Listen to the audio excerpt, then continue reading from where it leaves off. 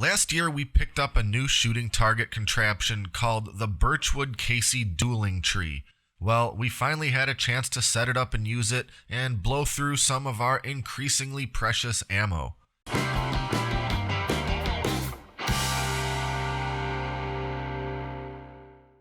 This style of target is pretty cool because it's essentially self-resetting. When you shoot the 6-inch steel paddles, they quickly pivot around to the opposite side and are ready to be shot again.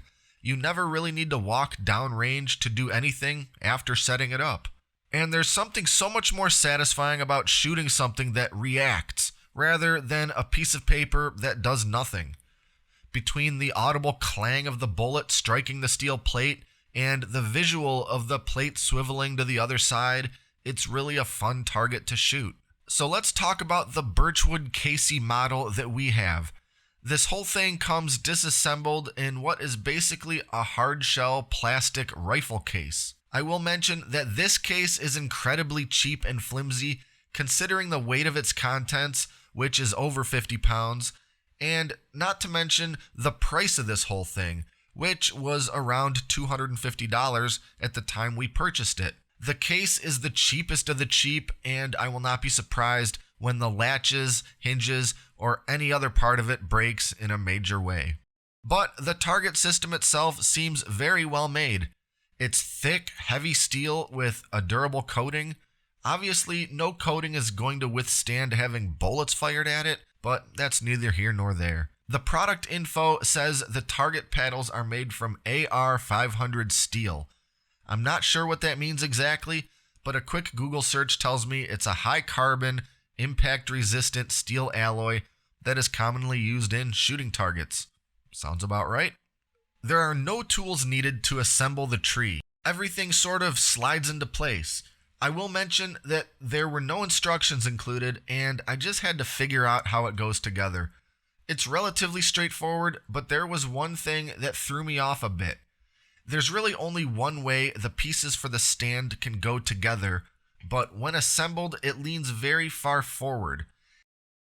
This seemed wrong because it looked like it was leaning way too far forward, but it's the absolute only way this thing goes together. So I looked at some more product photos online and found some pictures taken from the side, and sure enough, yeah, that's how it's supposed to go. After thinking about it, I guess it makes sense, because if it leans forward a bit, gravity will help ensure that the plates aren't moving or swaying around while not being shot at. So now that I know how this thing goes together, it's pretty simple. Cross the legs, slide on the plate, and stick the heavy vertical post into it. Then put the plates in one by one, sliding the steel rod down as you go. And now it's ready to use. Now, I'll mention that the product information for this target specifies that it is intended for use with pistol calibers up to 45 ACP. And while we definitely shot it with pistol calibers up to and including 45 ACP, we also decided to see how it holds up against a couple rifle calibers. And since that entails using this product in a way other than intended by the manufacturer, I feel the need to add a little disclaimer here and mention that this video is certainly not a recommendation for doing this, or anything for that matter. This could be potentially dangerous or may damage the target, and I'm doing it at my own risk. Now that that's out of the way, let's do some shooting. The purpose of this video is more to test out the target than to work on my own distance or speed skills, so I'm only standing about 15 yards out. First, we'll start with the Glock 19, which of course shoots a 9mm round. After shooting the center post a few times, I managed to work the cobwebs out of my trigger finger and actually start landing shots on the paddles. Interestingly, the 9mm doesn't have quite enough force to fully pivot the paddles unless hit pretty dead center.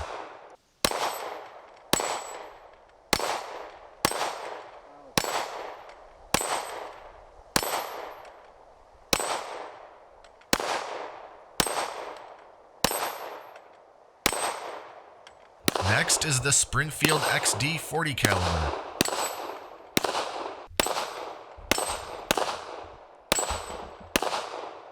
And then the Springfield 1911 .45 caliber.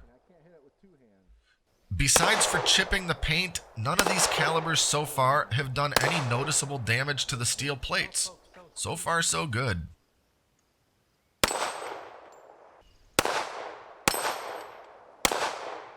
But now it's time to kick it up a notch with the AR-15 SBR, chambered in 5.56. This rifle obviously had no problem moving those plates.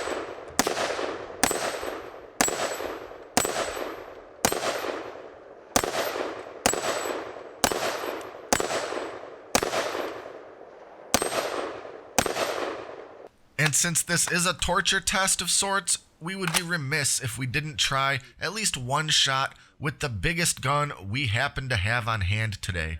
The HK91, seen here shooting empty pop cans at 100 yards. This rifle fires a .308 bullet, which is absurdly larger than the biggest recommended caliber for this target. To reiterate my earlier point, this is not necessarily a particularly good idea. But to our shock, the .308 didn't appear to damage the steel plate at all. Besides for the obvious paint missing, I can feel no pitting, indentation, or even roughness in the metal. Compare that with the 5.56 rounds from the AR-15, which put small but obvious pits in the steel practically every time. I still don't recommend using this target for your medium or large caliber rifles, but it is pretty interesting that the .308 didn't cause any damage. So what are my impressions of the Birchwood Casey dueling tree? All in all, I really like it. I thoroughly enjoy shooting it, and the steel paddles are very durable. Since I haven't used any other models or brands of shooting target tree, I don't really have any basis for comparison, but I can say that I really do like this target. My only complaints are the terrible plastic case, as I mentioned earlier, and one other thing that isn't even entirely the product's fault. A wayward bullet struck one of the thinner metal feet pieces and bent it backwards a little, making disassembly of this part impossible. I'll have to beat it with a hammer and see if I can straighten it out enough to separate the pieces so they can lie flat in the case. Like I said, this is more my fault for being a bad shot, but the feet pieces are sort of thin considering the price point of this product. But that alone is not enough for me to not recommend this target system. It doesn't prevent me from using it again, and it's really more of a minor inconvenience. So that's about it. We had a fun day on the range and got to put a beating on this cool new target. Don't forget to like and subscribe to stay up to date with all our latest stuff.